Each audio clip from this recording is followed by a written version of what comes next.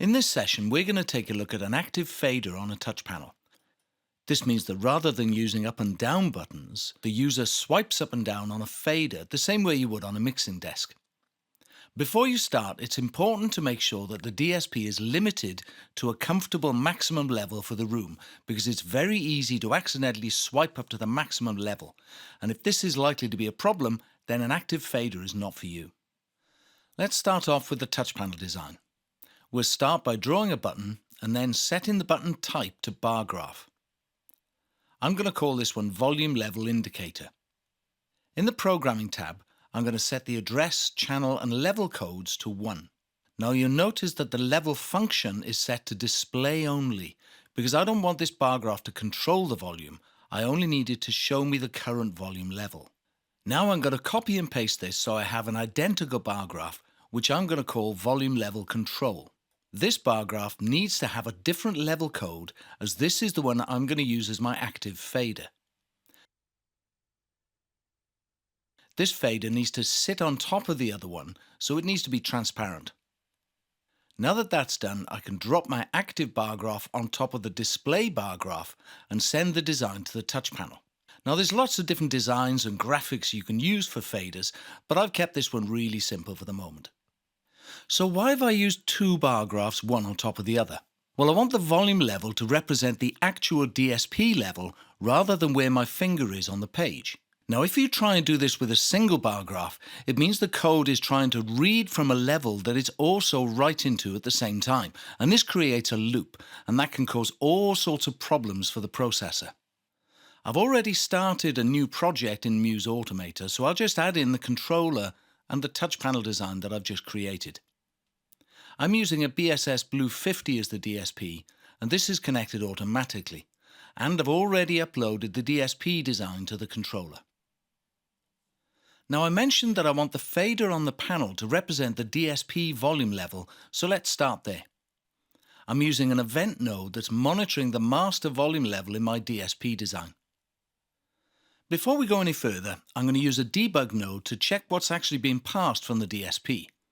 I'm connected to the DSP using Audio Architect, so I can open up the gain object I'm using and control it directly. Straight away I can see that what I'm getting is the gain level itself. This is a logarithmic value and not really a lot of use to me. To get around this, I can request a normalized value rather than the raw data. This is going to give me a linear value between 0 and 1 that represents the position of the fader rather than the gain value itself. Now this is something I can use.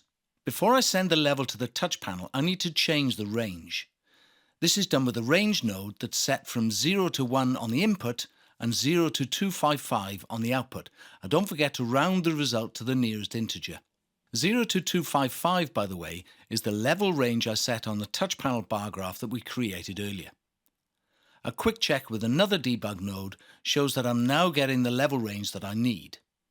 Now all that's left to do is to send the data to the relevant level on the touch panel. In this case, it's level 1.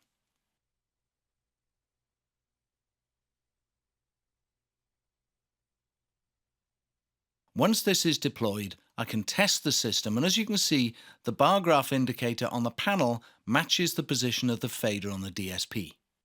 The next step is to read the level from my second fader, which is a transparent bar graph sat on top of the level indicator. Always make sure that everything's labeled in a way that makes sense, which is why I call the two bar graphs Volume Level Indicator and Volume Level Control. As the level coming back from the touch panel is between 0 and 255, I need another range node, but this time setting the range back to between 0 and 1. This time, of course, I don't want to round to the nearest integer, as I need to send the exact data to the DSP. Once the range has been set, I can use a command node to send the message payload to the master gain object on my DSP. Don't forget that we're using normalized rather than raw data, so you need to change this setting on the command node.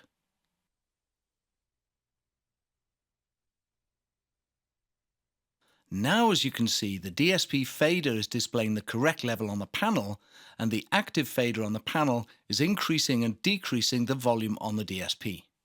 Now, there is one issue that we haven't resolved, which may or may not be a problem for you. If you think about how this works, anytime the level changes on the panel, it's sent to the DSP. Now when the panel first boots up, it doesn't have any information, so it sets all the levels to 0.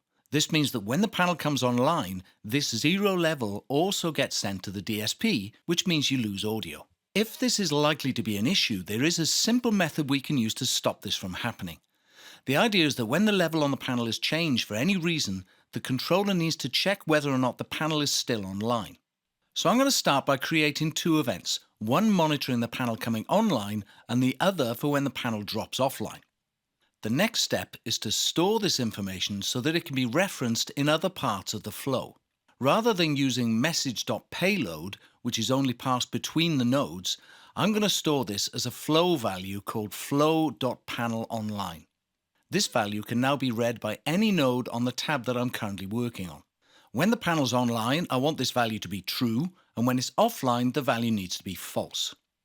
Now I can use this online event to set the fader on the touch panel to the current volume level on the DSP when it starts up, and it's a really useful way of keeping everything in sync when the system starts. To do this, I'll check the status of the gain object on the DSP and then send it to the panel. Don't forget that the level is currently going to be between 0 and 1, so I need to change the range so it matches the range that's needed for the bar graph on the touch panel.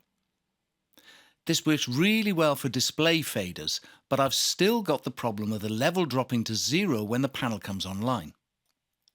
To get around this, I need to add a switch node with a single output. This needs to only pass data from the fader when the panel is online. Rather than this node looking at the value for message.payload, I'm going to change this to flow.panelOnline. This is the value that's true when the panel's online and false when it's offline, and in this case, I'm only interested in knowing when the panel is online. Now when the panel comes online, instead of the 0 value from the fader being sent to the DSP, this level is ignored until the panel is fully online, and then the DSP level is sent back to the fader on the touch panel.